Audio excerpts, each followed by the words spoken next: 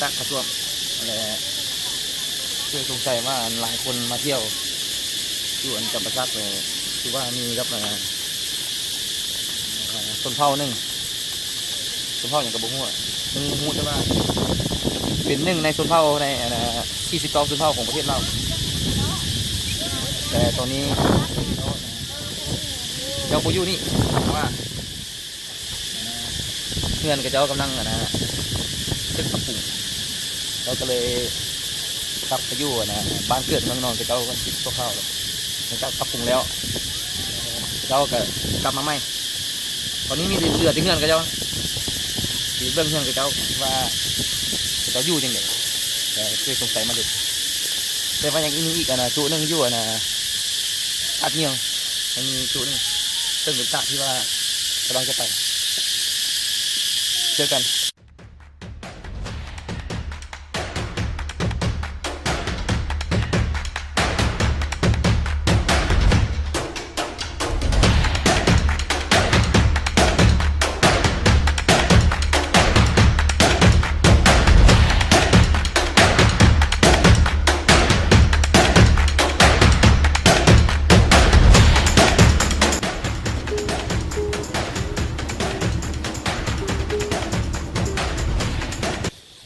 จากที่หูมากกับ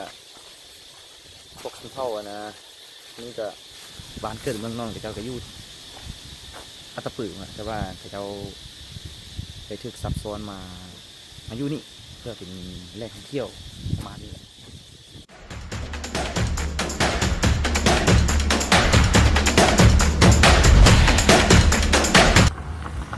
ตอนนี้ก็อยู่ที่ทางเข้าตัดบ้านเข้าไปประมาณ300 เมตรเรียกว่า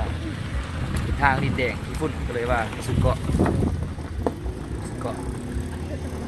วิธีทางเข้าที่ดีที่สุดก็คือแบบนี้แหละกัดขี้ฝุ่นกินขี้ฝุ่นเมืองปักสันอิ่มแหงนะอยู่นี่ผมมีทางกินขี้ฝุ่นอีกครั้งโอเคยินดีต้อนรับเข้าสู่เลยคือดูชาแนลความจริงแล้วไปปักเซก็มีจุดประสงค์หนึ่งที่ว่าอยากไปปักเซก็คืออยากไปขี้สลิงที่ตัดฟานครับแล้วไปหอดตัดฟันปุ๊บโอ้โทเห็นตัดฟันตัวจริงเห็นกับตาตัวจริงแล้วรู้สึกเสียวขนาดเลยเสียวโคตรเลยแล้วที่สำคัญราคาขี้หันกับแพง340,000ต่อคนความจริงแล้วขี้สลิงจะมี2ราคา340,000ต่อคนนี่ก็คือถูกสุดแหละและมีอีกราคาหนึ่ง540,000ก็คือแบบว่าราคานี้ก็คือขี่ไปในฮอดเครื่องกลางปุ๊บยุดอยู่หั่นแล้วจะมีทีมงานก็จะส่งกาแฟก็คือกินกาแฟในท่ามกลางของตาดฟานครับกินกาแฟอยู่ดัดอยู่อากาศสิซะ